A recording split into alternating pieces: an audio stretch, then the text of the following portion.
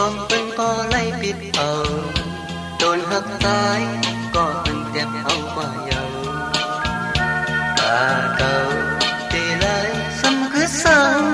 ำก็หาลมหัวก็อ่ำกึ่มหือบอกเลื่อนในสูงก็บอกเลื่อนให้เปลี่ยนมันเลื่อนใจเธอเองอันไว้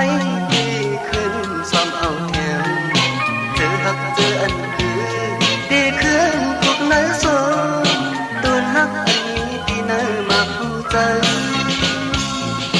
ไม่มาผู้ใจก็เป็นพอไล่เก่าเอาส่วนหักใจก็เป็นยาเลี้ยงกว่าเยาตาเก่าตีหูซ้ำมีซ้ำก็หามาเงือแลเอาตุยหือ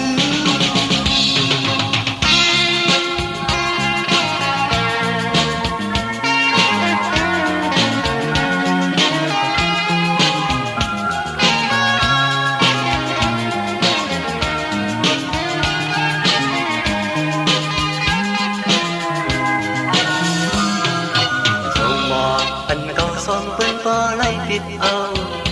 ต้นหักใจก็เป็นแต่เอากว่าเยาตาเก่าตีไหลซ้ำคือซ้ำก็หา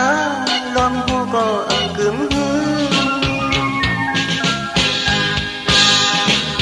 ปอบเลื่อนในสูงก็ปอบเลื่อนให้เพียงเงินเธอเองอันไว้ดีขึ้นซ้อมเอาแทนหักเธออันคือดีขึ้นทุกนั้นส่วนตัวหักอันนี้ที่เนยมาผู้ใจวิมาผู้ใจก็เป็นพอไล่เก่าเอาส่วนหักใจก็เป็นยาเลี้ยงกว่าเยา